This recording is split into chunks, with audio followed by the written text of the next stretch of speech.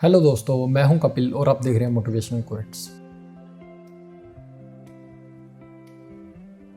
आज हम बात करेंगे रिश्तों के बारे में। आजकल रिश्ते क्यों टूट रहे हैं, क्या कारण है कि आज बालों की तरह रिश्ते टूट रहे हैं, आखिर क्यों, क्या कारण है। आज हम चर्चा करेंगे इन कुछ टॉपिक्स पे जो हमने देखा है या महसूस किया है। तो चलिए शुरू करते हैं। सबसे पहले हम बात करेंगे अंडरस्टैंडिंग की। दोनों के बीच, हस्बैंड और वाइफ के बीच अंडरस्टैंडिंग होना बहुत ज़रूरी है। अंडरस्टैंडिंग कहें तो अगर हस्बैंड ने वाइफ को कोई सलाह दी तो वाइफ को सही नहीं लगना, अगर वाइफ ने हस्बैंड को सलाह दी तो हस्बैंड को सही नहीं लगना। फिर छोटी छोटी बात के लिए गुस्सा करना कि हाँ उसने मेरी बात को काट दिया, उसने मेरी बात नहीं मानी। तो ये छोटी छोटी चीज़ें रिश्ते खराब करने वाली बात है, लड़ाइयाँ शुरू हो जाती हैं फिर। और उस चीज़ का सलूशन निकालने की बजाय आप एक दूसरे से गुस्सा हो जाते हैं, नाराज़ हो जाते हैं। तो आपको चाहिए कि अगर आप दोनों की अंडरस्टैंडिंग नहीं बैठ रही है तो उसका सलूशन करें। सलूशन क्या करें, आप कुछ स्लिप डालें, पर उस स्लिप डालने से पहले ये निर्णय कर लें जो फैसला आएगा, चाहे वो वाइफ का हो या हस्बैंड का हो, वो हम मानेंगे। आप कुछ स्लिप्स डालिए, फिर उनका जो रिजल्ट्स आएगा, जो भी आप चुनेंगे, तो वो आपको दोनों को मानना होगा। तो आप दोनों के बीच में अंडरस्टैंडिंग बहुत ज़रूरी है। फिर हम बात करते हैं एक्सपेक्टेशंस की। आजकल एक दूसरे से एक्सपेक्टेशन बहुत ज़्यादा है, होनी भी चाहिए। एक्सपेक्टेशन एक दूसरे से दोनों चाहते हैं, लेकिन पूरी एक किसी की होती है। आखिर क्यों? जितनी एक्सपेक्टेशंस हस्बैंड अपनी वाइफ से करता है उतनी ही एक्सपेक्टेशन वाइफ अपने हस्बैंड से करती है।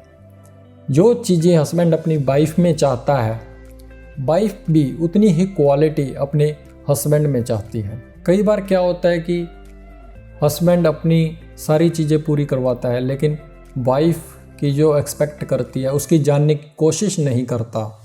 जब वाइफ अपने हस्बैंड की एक्सपेक्टेशंस को जानने की कोशिश नहीं करती कि मेरा हस्बैंड क्या चाहता है, आखिर उसे किस चीज़ की प्रॉब्लम है, किस परेशानी में है, उसका सलूशन क्या हो सकता है।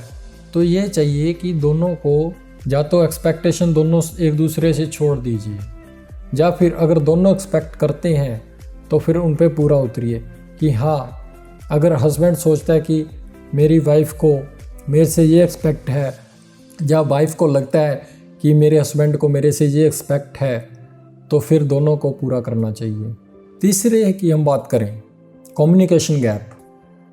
दोनों के बीच में कम्युनिकेशन गैप नहीं होता, नहीं बन पाता। कई बार क्या होता है कि मिसअंडरस्टैंडिंग्स हो जाती हैं। आप कहते हैं लेकिन आगे वाइफ हो या हस्बैंड हो उसको समझने में मुश्किल हो जाती है या उसको समझ नहीं आती। तो फिर उसमें क्या है, कम्युनिकेशन गैप हो जाता है। फिर वो सोचता है, आपको कुछ नहीं कहेगा, लेकिन वो सोचता है बाद में कि मेरे को ऐसे क्यों कहा। वो आपसे शेयर नहीं करेगा कि हाँ क्या पता मेरे को सुनने में डिफरेंस आए या मेरे को गलत सुना हो, लेकिन वो इस बात की तरफ ध्यान ना देकर वो ये सोचता है कि उसने मेरे को ये क्यों कहा, कि उसका इतना कहने का क्या हक है। तो फिर वहाँ पे क्या होता है कि रिश्ते खराब होते हैं। फिर क्या होता है कि वो थर्ड पर्सन की इन्वॉल्वमेंट आ जाती है वहाँ पे। वो कोई भी हो, पारिवारिक हो, बाहर का हो, फ्रेंड सर्कल में हो, कोई भी हो, हस्बैंड या वाइफ अपने उस थर्ड पर्सन से डिस्कस करेगा कि ऐसी चीज़ हुई, ऐसी बात हुई, मैं क्या करूँ। तो वो क्या है कि वो आपकी जो बात है वो थर्ड पर्सन तक चलेगी, और थर्ड पर्सन कभी भी उस चीज़ का सलूशन नहीं दे सकता, क्योंकि एक दूसरे को आप जानते हैं, समय से एक साथ समय बिता रही हैं, आप दोनों को एक दूसरे से बेहतर कोई नहीं जानता। तो आप थर्ड पर्सन से राय क्यों ले रहे हैं? आप दोनों घर पे बैठिए, आराम से सलाह कीजिए। कोई मिसअंडरस्टैंडिंग हुई है, कोई कम्युनिकेशन गैप हुआ है, उसको आप सॉल्व करें। कोशिश कीजिए कि आपकी बात थर्ड पर्सन तक ना जाए, आप दोनों ही उस प्रॉब्लम को सॉर्ट आउट करें। क्योंकि अगर थर्ड पर्सन के पास वो चीज़ गई तो वो आपको कहीं ना कहीं मिसगाइड करेगा कि हाँ तू ऐसे कर ले, उसके साथ ऐसे कर, फिर सही हो जाएगा। वो सही नहीं होता, वो एक्चुअली रिश्ते ख़राब कर रहे हैं आप। क्योंकि आप किसी की बातों में आके अपनी वाइफ से, जिसके साथ आपने लाइफ टाइम ज़िंदगी गुजारनी है, लाइफ टाइम रहना है, जो आपका सहारा है, चाहे वो वाइफ के लिए है या हस्बैंड के लिए है, तो आप दोनों एक दूसरे को अच्छे से जानते हैं, तो वहाँ पे थर्ड पर्सन का इंटरफेयर नहीं होना चाहिए। कम्युनिकेशन गैप को ना होने दें। अगर थोड़ी सी आपको क्लियरेंस चाहिए तो आप क्लियर करें उसी बात को, उसी तुरंत क्लियर करें कि हाँ आपने मेरे को ऐसा बोला था या मेरे को सुनने में फ़र्क आ गया। तो कम्युनिकेशन गैप ना होने दें। अगर कम्युनिकेशन आप दोनों के बीच में थोड़ा सा भी गैप बना दिया तो समझ ले रिश्तों में दरार आनी शुरू हो गई। और आजकल हस्बैंड या वाइफ हो, वो चाहती है कि मैं जैसा पति ढूंढ रही हूँ मेरे को वैसा मिला है, लेकिन वो मेरी कुछ चीज़ें को अनसुना कर रहा है या रिस्पॉन्स नहीं दे रहा। कोई भी हो, वाइफ हो या हस्बैंड हो, वो रिस्पॉन्स नहीं दे रहा, तो आप कुछ ना कुछ उसकी मजबूरी समझिए उस टाइम कि हाँ हो सकता है कोई प्रॉब्लम में हो या कोई उसको मजबूरी हो, इसलिए वो मेरी बात को अनसुना कर रहा है, या फिर कोई उसके माइंड में टेंशन चल रही है। तो मतलब एक दूसरे को समझना बहुत ज़रूरी है। सबसे पहले आप एक दूसरे को समय दें, एक दूसरे को समझिए। अगर आप एक दूसरे को समझने लग गए तो फिर वहाँ पे ना कम्युनिकेशन गैप रहेगा, ना अंडरस्टैंडिंग की प्रॉब्लम आएगी, ना कम्युनिकेशन की प्रॉब्लम आएगी। आपका लाइफ, आपकी जो लाइफ है वो बेहतरीन होती चली जाएगी। कोशिश कीजिए कि कोई भी प्रॉब्लम है तो उस पर पैनिक ना होए, छोटी छोटी बात पे गुस्सा ना करें। अगर कोई बात होती है तो उसका सल्यूशन ढूंढने की कोशिश करें। क्या पता गलती दोनों तरफ से हो या फिर गलती किसी और की हो। हाँ, आपने छोटी सी गलती पे पैनिक हो गए या गुस्सा हो गए तो फिर वहाँ पे रिश्ते खराब होते चले जाएंगे। और सबसे बड़ा कारण जो हमने देखा है कि एक दूसरे से बात शेयर करने की बजाय थर्ड पर्सन को ज़्यादा शेयर करते हैं। घर में कोई बात हो गई, ठीक है, अपने हस्बैंड से या हस्बैंड वाइफ से डिस्कस नहीं करेगा, वो सीधा क्या करेगा, फ़ोन उठाएगा, अपनी सासू माँ को या अपनी माँ को फ़ोन करेगा कि मेरे साथ ऐसा हुआ, मेरे साथ वैसा हुआ। तो वो इन चीज़ों को इग्नोर करना चाहिए कि आप, वो कोई भी है, वो थर्ड पर्सन आ गया। आपको चाहिए कि सबसे पहले आप दोनों उस बात को फाइंड आउट करें कि गलती किसकी है, किसकी तरफ से क्या प्रॉब्लम आ रहा है, किसकी तरफ से क्या इश्यूज़ आ रहे हैं, तो उनको बैठ के सॉल्व आउट करिए। आपकी बात बाहर तो जानी नहीं चाहिए, आप दोनों के अलावा कहीं और बात तो जानी ही नहीं चाहिए। उस बात को एक दूसरे को समझिए, प्यार से रहिए। आप कुछ समय के लिए ऐसा करके देखिए, आपकी लाइफ ब्यूटीफुल हो जाएगी, आपकी लाइफ बेहतरीन हो जाएगी। दोनों में से किसी से भी गलती होती है तो एक दूसरे को मोटिवेट करें या आगे से गलती न करने का फैसला लें।